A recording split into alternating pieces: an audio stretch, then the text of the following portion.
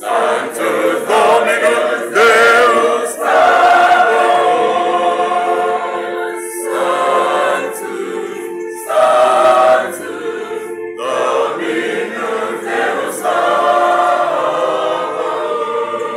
Denis in celi et terra gloria, gloria tua. Denis in celi